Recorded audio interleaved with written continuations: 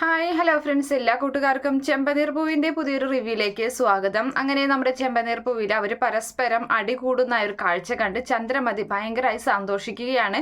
വേഗം തന്നെ പോയിട്ട് രവീന്ദ്രനെ വിളിച്ചുകൊണ്ട് വരികയാണ്. അങ്ങനെ രവീന്ദ്രൻ കാണുമ്പോൾ ഇവർ പരസ്പരം അങ്ങോട്ടും ഇങ്ങോട്ടും വഴക്കു കൂടുന്നതാണ്. രവീന്ദ്രന് വിഷമാകുന്നുണ്ട്. അങ്ങനെ രവീന്ദ്രൻ സച്ചിയോട് പറയുന്നുണ്ട്, എന്താടാ നീ ഇങ്ങനെയൊക്കെ, നീ എന്തിനാ അവരോടൊക്കെ വഴക്കൂടാൻ പോകുന്നതെന്നൊക്കെ ചോദിക്കുമ്പോൾ സച്ചി അച്ഛനെ മാറ്റി നിർത്തിയിട്ട്, ഇത് ഞങ്ങളുടെ നാടകമാണ് അച്ഛ, അല്ലാതെ ഞങ്ങൾ പരസ്പരം വഴക്ക് കൂടുന്നൊന്നല്ല. അമ്മയ്ക്കൊരു സന്തോഷമായിക്കോട്ടെ. രേവതിയും വർഷയും ശരിക്കും എങ്ങനെയാണ് അവർ പെരുമാറുന്നത്. അപ്പോൾ പറയുന്നുണ്ട്, ചേച്ചിയും അനുജത്തിയും പോലെ എന്ന് പറയാണ് അല്ലേ. അത് കണ്ടിട്ട് അമ്മയ്ക്ക് കണ്ണുകടി, അമ്മയ്ക്ക് സഹിക്കുന്നില്ല അവരുടെ സ്നേഹം കണ്ടിട്ട്. അപ്പോൾ അവരുടെ തമ്മിൽ പിരിക്കാൻ വേണ്ടിയിട്ട് അമ്മ ഒരു നാടകത്തിൻ്റെ ഇടയിൽ നടത്തിയായിരുന്നു. വർഷയുടെ അമ്മയെ കണ്ടിട്ട് എന്തൊക്കെയോ രേവതിയെ പറ്റി പറഞ്ഞു കൊടുത്തു. അപ്പോൾ അമ്മയ്ക്കൊരു സന്തോഷമായിക്കോട്ടെ, അവർ പരസ്പരം വഴക്ക് കൂടുകയാണെന്ന്. അതുകൊണ്ട് ഞങ്ങളൊരു നാടകം കളിക്കുന്നതാണ്, അച്ഛൻ ഇതൊന്നും കണ്ട് വിഷമിക്കേണ്ട എന്നിങ്ങനെ പറഞ്ഞു കൊടുക്കുകയാണ് സച്ചി. അപ്പൊ രവീന്ദ്രൻ പറയുന്നുണ്ട്, അതെന്തായാലും നന്നായി, ഞാൻ പേടിച്ചു പോയി നിങ്ങളുടെ ഈ ബഹളമൊക്കെ കാണുമ്പോഴും. അപ്പം അച്ഛൻ പേടിക്കേണ്ട എന്ന് പറയുന്നുണ്ട്. അങ്ങനെ നമ്മുടെ ചന്ദ്ര കാണുന്ന സമയത്ത് പരസ്പരം അങ്ങോട്ടും ഇങ്ങോട്ടും അംഗം വെട്ടിക്കൊണ്ടിരിക്കുകയാണ് ഈ പറയുന്ന വർഷയും അതുപോലെ തന്നെ രേവതിയും സച്ചിയും ശ്രീകാന്തും അങ്ങോട്ട് പരസ്പരം.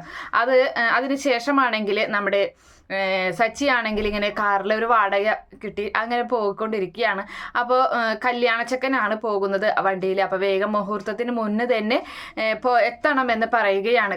കല്യാണത്തിനല്ല, പെണ്ണ് കാണാൻ. അപ്പോൾ ഒറ്റയ്ക്കാണോ പെണ്ണ് കാണാൻ പോകുന്നതെന്ന് സച്ചി ചോദിക്കുന്നുണ്ട്. അപ്പോൾ പറയാണ്, അല്ല വേറെ കാറിൽ അച്ഛനും അമ്മയൊക്കെ അതിൽ പോയിട്ടുണ്ട് എന്ന് പറയാണ്. അപ്പോൾ എനിക്ക് എന്തോ ഒരു ടെൻഷൻ എന്ന് പറയാണ്. എന്തിന് എന്ന് ചോദിക്കുന്നുണ്ട്. അല്ല, വിവാഹം കഴിഞ്ഞു കഴിഞ്ഞാൽ നമ്മുടെ ജീവിതമൊക്കെ ആകെ പ്രശ്നത്തിലാകുമെന്ന് പറഞ്ഞു കേട്ടിട്ടുണ്ടല്ലോ, അതുകൊണ്ട് എനിക്കൊരു പേടി വിവാഹം കഴിക്കാനായിട്ട് എന്ന് പറയുന്നുണ്ട്. ബ്രോയുടെ വിവാഹം കഴിഞ്ഞ നാടോ എന്ന് ചോദിക്കുകയാണ് ചെക്കൻ നമ്മുടെ സച്ചിയോട്. അപ്പോൾ അതേ, എൻ്റെ വിവാഹം കഴിഞ്ഞതാണ് എന്ന് പറയുന്നുണ്ട്. എങ്ങനെയുണ്ട് മാരേജ് കഴിഞ്ഞിട്ടുള്ള ജീവിതമൊക്കെ എങ്ങനെയുണ്ടെന്നൊക്കെ ചോദിക്കുന്ന സമയത്ത് അടിപൊളിയാണ് എന്ന് ആദ്യം ഇങ്ങനെ പറഞ്ഞതിന് ശേഷം ദേഷ്യം വരുന്ന നേരത്ത് എൻ്റെ ഭാര്യ അവൾ കലിതുള്ളും, ഒരു യക്ഷിയെ പോലെയാകും എന്നൊക്കെ ഇങ്ങനെ പറഞ്ഞിങ്ങനെ കൊടുക്കുകയാണ്. അപ്പോൾ ആണോ എന്നൊക്കെ ഇങ്ങനെ പറഞ്ഞങ്ങനെ നിൽക്കുന്ന സമയത്ത് പെട്ടെന്ന് നമ്മുടെ രേവതി ഈ പറയുന്ന സച്ചിയുടെ വണ്ടിയുടെ മുന്നിൽ വന്ന് ചാടുകയാണ്. പരസ്പരം ആ വണ്ടികൾ തമ്മിലൊന്ന് ഉരസുന്നുണ്ട്.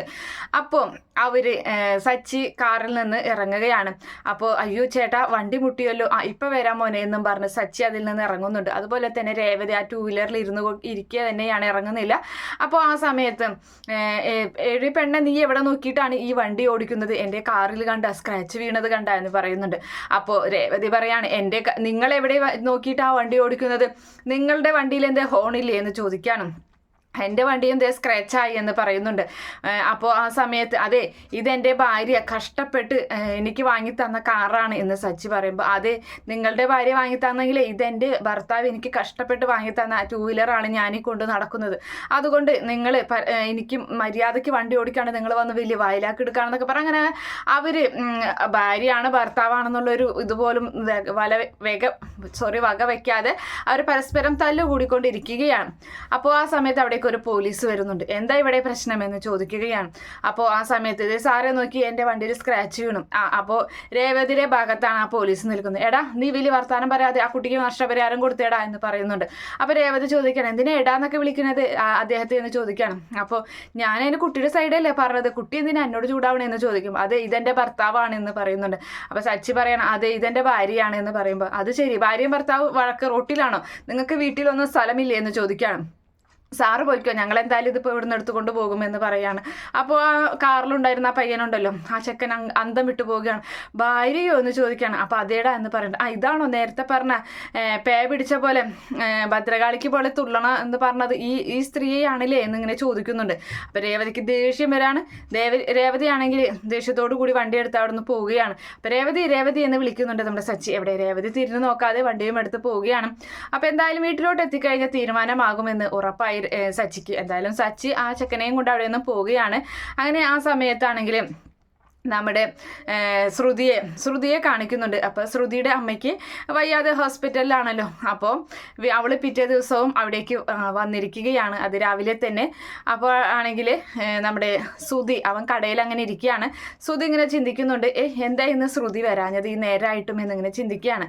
അപ്പോൾ വിളിക്കുന്നുണ്ട് ശ്രുതിയെ. അപ്പോൾ നീ എവിടെയാ എന്ത് ഇതുവരെയും വരാഞ്ഞെന്ന് ചോദിക്കുമ്പോൾ ഞാൻ ഇവിടെ മീരയുടെ അരികിലുണ്ട് എന്ന് പറയുകയാണ്. ആണോ, മീരയുടെ അരികിലുണ്ടോ? അപ്പോൾ അതെ എന്ന് പറയുന്ന സമയം തന്നെ അവർ ഫോൺ ചെയ്തുകൊണ്ട് നിൽക്കുമ്പോൾ തന്നെ മീരയാണെങ്കിൽ ശ്രുതിയുടെ കടയിലോട്ട് ശ്രുതിയുടെ അരികിലേക്ക് ഇങ്ങനെ വരികയാണ്. അപ്പോൾ നീ മീരയുടെ അരികിലുണ്ടോ എന്ന് പറയുമ്പോൾ അതെ എന്ന് പറയുകയാണ്. എന്നിട്ട് പെട്ടെന്ന് വേഗം ഫോൺ കട്ട് ചെയ്യുന്നുണ്ട് ശ്രുതി.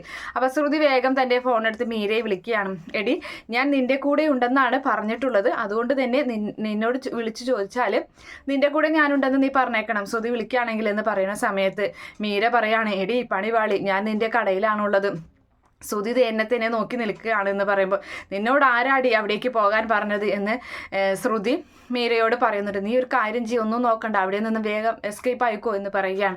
അങ്ങനെ അവൾ വേഗം ഫോൺ കട്ട് ചെയ്ത് അവിടെ നിന്ന് ഓടി രക്ഷപ്പെടാൻ ശ്രമിക്കുമ്പോൾ ശ്രുതി പിടിച്ചു നിർത്തുകയാണ്. എവിടെ ശ്രുതി എവിടെയെന്ന് ചോദിക്കുകയാണ്. അറിയില്ല, ശ്രുതി ഇപ്പം തന്നെ പോയി എന്ന് പറയാണ്. പിന്നെ ഈ ഫോൺ വിളിച്ച് നിൽക്കണ ഈ 10 നിമിഷം കൊണ്ട് നിങ്ങളുടെ അരികിൽ നിന്ന് പോയോ, സത്യം പറയാമെന്ന് പറയുന്നുണ്ട്. എന്നോട് പറഞ്ഞത് മീരയുടെ കൂടെ ഉണ്ടെന്നാണല്ലോ എന്ന് പറയുന്ന സമയത്ത് അയ്യോ അത് ഞാനാവില്ല, അവളുടെ ഒരു ക്ലയൻ്റ് ഉണ്ട്, അതിനെ പറ്റി പറഞ്ഞതാവും, അതിൻ്റെ പേര് ഉണ്ട്, ഒരാളുണ്ട്, അവളുടെ പേര് മീര എന്ന് തന്നെയാണ്, അതായിരിക്കും പറഞ്ഞത് എന്നും പറഞ്ഞ് ഒരു വിധത്തിൽ മീര അവിടെ നിന്നും പറഞ്ഞ് തടി ഊരി പോവുകയാണ്. എന്തായാലും നമ്മുടെ ശ്രുതിയുടെ മേൽ ചെറിയൊരു സംശയവും കാര്യങ്ങളും, ശ്രുതിയാണെങ്കിൽ ഇനിയിപ്പോൾ വീട്ടിലോട്ട് വന്നു കഴിഞ്ഞാൽ ശ്രുതിയോട് എന്ത് പറയും എന്നൊരു ആശങ്കയിൽ അങ്ങനെ നിൽക്കുന്ന ഒരു ഭാഗമൊക്കെയാണ്. എന്തായാലും നാളെ കാണാൻ പോകുന്നത്, കാത്തിരുന്ന് കാണാം. ഈ റിവ്യൂ ഇഷ്ടപ്പെടുകയാണെങ്കിൽ ഈ ചാനൽ ഒന്ന് സബ്സ്ക്രൈബ് ചെയ്ത് സപ്പോർട്ട് ചെയ്യുക. Okay friends, bye, thank U.